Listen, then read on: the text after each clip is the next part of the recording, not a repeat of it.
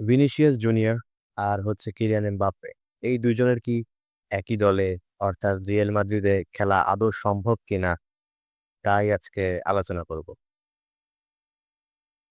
Kylian এমবাপ্পেকে আমরা সবাই চিনি, সে খুবই দুর্দান্ত একজন ফুটবলার।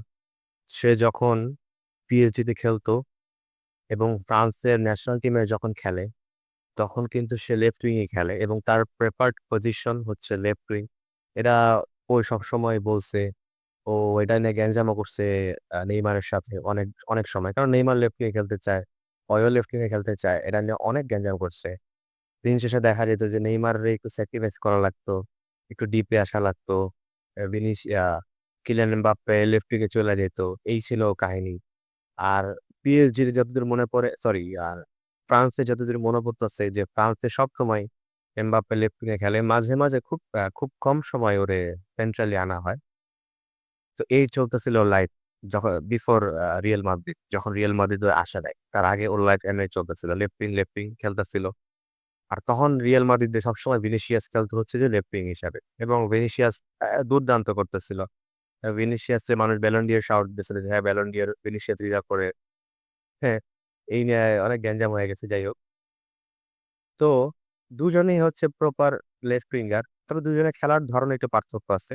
ভিনিসিয়াস হচ্ছে যে আপনার টাচ লাইন মানে একটু ওয়াইড লেফট উইঙ্গার, মানে একটু মনে করেন যে বাইরের দিকে থাকে, একটু ড্রিবল করে কাট ইন করতে চায়, একটু প্লেয়ার করে রাইট ব্যাকে একটু মনে করে যে বকচক করে দেয় একটু, মানে ড্রিবল ট্রিবল করতে চায়, একটু ওয়াইড থাকতে চায়। আর এমবাপ্পে এটা থেকে মনে করেন যে মানে বল পাইবো, একটা পজিশন মতো যাইবো, গিয়ে মনে করে শর্ট করা গোল করবো, ওর চান্স ওর কারণে হচ্ছে এটা। আর ড্রিবল টিবল করে চান্স ক্রিয়েট করে, বাট ওর মেইন কাহিনী হচ্ছে লেফট উইং থেকে ও ভিতরের দিকে আসবো যেন মনে করে যে একটা ভালো একটা পজিশন পায়, যেন একটা গোল করতে পারে। এটা হলো ওর মেইন টার্গেট। এখন দুইজনে মনে করেন যে লেফট উইং এ ভালো খেলে, আমি দুইজনেরই সেন্টার ফরওয়ার্ড হিসেবে খেলতে দেখছি। দুইজনের কাউরই আমার ওরকম মনোপুত লাগে নাই। এখন যেহেতু দুজন এক টিমে খেলতেছে রিয়াল মাদ্রিদে, তো দুইজনের বিষয় হইতাছে একজনের তো, দুইজন তো লেফট উইং এ খেলতে পারবো না। একজন লেফট উইং খেলবো আর একজন অন্য কোনো পজিশনে খেলবো। হ্যাঁ, কিলিয়ান এমবাপ্পে মনে করেন যখন মোনাকোতে ছিল তখন রাইট উইং এ খেলছে, কিন্তু ওর বেস্ট ভার্সন আমরা পাইছি লেফট উইং এ খেলা অবস্থায়। এখন রিয়াল মাদ্রিদ যেহেতু দুজনের কিনা ফালাইছে বা দুইজনের টিমে নিয়ে ফালাইছে, তো এখন তো মনে করেন যে দুইজনই স্টার, দুইজনের ফুটবলের দুই মহারথী। এই যে আমার পিছনে লেখা আছে দ্বৈরথ, মানে দুই মহারথীর যুদ্ধ। তো যেহেতু দুজনই মহারথী, দুজনেই মনে করেন বিগেস্ট স্টার অফ ফুটবল, তো এই ক্ষেত্রে আপনি কারো তো বেঞ্চ করতে পারবেন না। দুইজনেরই আপনার স্টার্টিং 11 দিতে পারলে দুজনেরই মন খারাপ করবো, দুজনেরই ইগো আছে। আমি দেখছি মাদ্রিদ, সরি, এমবাপ্পের হইতেছে কি প্রচুর ইগো। ওই গেঞ্জাম করছে কিসের সাথে, নেইমারের সাথে, আর গেঞ্জাম করছে মেসির সাথে, আর পেনাল্টি নিবে এই নিয়ে কাপ। তো মনে করেন যে দুইজনেরই ইগো আছে। এখন মাদ্রিদ হয়ে গেছে গ্যালাক্টিকো, তো বানাইতেছে ওরা মনে করেন যে একদম কম্প্যাক্ট, একদম সব মনে করেন তাগড়া তাগড়া যুবক, কতটি স্টার ইগোয়ালা যুবক। এই জায়গায় দুইজন তার মধ্যে আরো বেশি তাগড়া, একটা হচ্ছে এমবাপ্পে আর একটা হচ্ছে ভিনিসিয়াস। কারণ ভিনিসিয়াসও কিন্তু মনে করেন যে এত সুস্থ এরকম ভদ্র মানুষ না। ভিনিসিয়াস দেখেন ফ্যান গুলো গেঞ্জান করে, কথার উত্তর দেয়। তো দুইজনের মোটামুটি টেম্পার হাই আমি যেটা দেখতেছি। আর দুইজনই হচ্ছে লেফট উইঙ্গার।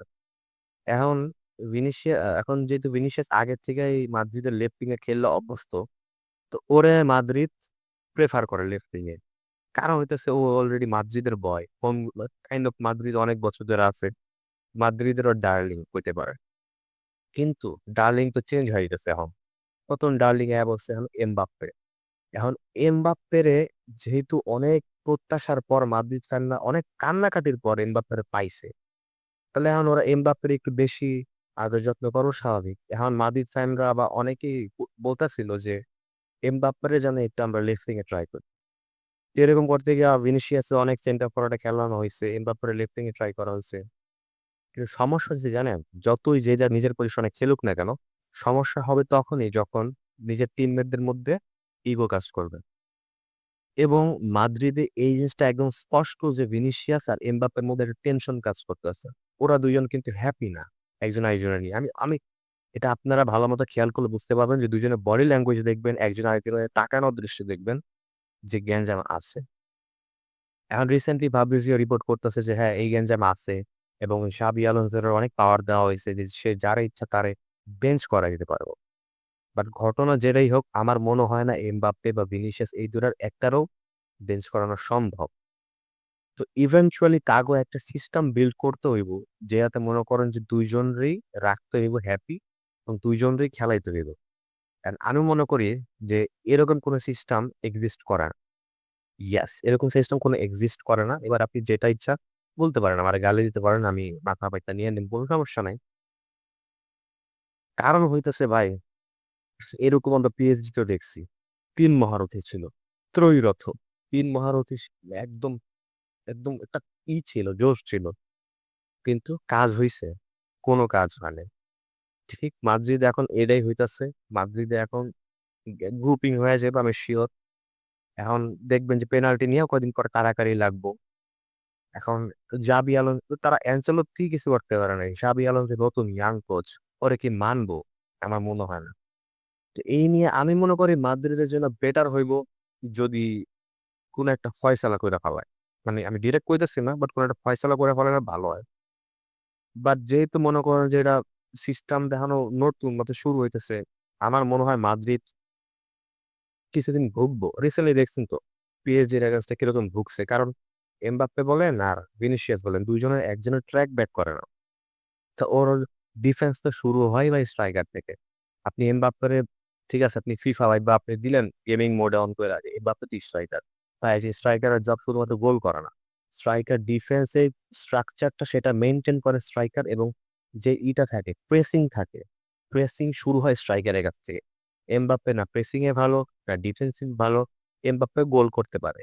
কিন্তু পজিশনাল প্লে আর যে অফসাইড যে ট্র্যাপ গুলা বার্সেলোনা সেট করছে, মানে এইগুলা একজন স্ট্রাইকার ছাড়া পারবো না। আপনি হাল্যান্ডরে দেখেন। হাল্যান্ড কিছু করা লাগে না। কোনো মানে স্পেশাল কোনো এবিলিটি নাই, ড্রিবল নাই। কিন্তু পোলায় গোল করতে পারে। পোলায় যে টিম খেলে ওই টিম ভালো খেলে। কারণ হতেছে গিয়া ওই জাত স্ট্রাইকার, ওই ন্যাচারাল স্ট্রাইকার। আর এমবাপ্পে যে মেকশিফট স্ট্রাইকার, ও অনেক ওর অ্যাওয়ারনেস অনেক কম অ্যাজ এ স্ট্রাইকার হিসাবে এবং ওই যে অফসাইড ট্র্যাপ থেকে বাঁচতে হয় এগুলো ওর শিখার অনেক কিছু আছে। তো কি দরকার ভাই এমবাপ্পের আপনি নতুন করে কেন শিখাই যাবেন? আপনি অলরেডি সে একটা রেডিমেড প্রোডাক্ট। তারা লেফট উইং এ খেলান, সে ওয়ার্ল্ড কাপ পারফরম্যান্স দিবে। ওয়ার্ল্ড কাপের ফাইনালে কি করছে আমরা সবাই দেখছি। আর ভিনিসিয়াসকে আপনি মেকশিফট করে স্ট্রাইকার বানাইতে পারবেন না। কারণ ও একজন ড্রিবলার, ও ফাস্ট প্লেয়ার, ওরে ও লেফট উইং এ খেলবে। তো এই ২ জন এক টিমে খেললে ওই টিমের ডিফেন্সিভ স্ট্রাকচার অনেকটাই সমস্যায় পড়বে। ওই টিমে প্রেসিং অনেক সমস্যায় পড়বে। আর বর্তমান যে European football, press is the কি, প্রেসিং ইজ দ্য কি। প্রেসিং ছাড়া আপনি ফুটবল ম্যাচ জিততে পারবেন না। যদি মাদ্রিদ এই বিষয়টা সলভ করতে পারে, আমি শাবি আলোনসোরে কি আর বলব? তারা আমি মাইনা নিব সে একজন মাস্টার মাস্টার মাইন্ড। কিন্তু আমার মনে হয় না এই প্রবলেম সলভ করা সম্ভব। আপনাদের কি মনে হয়? কমেন্ট সেকশনে জানান। আর আমার চ্যানেলটা সাবস্ক্রাইব করে দেন, বেল আইকন অন করে দেন। দেখা হবে আবার কোনো একদিন কোনো এক সময়। ভালো থাকবেন, সুস্থ থাকবেন। আসসালামু আলাইকুম।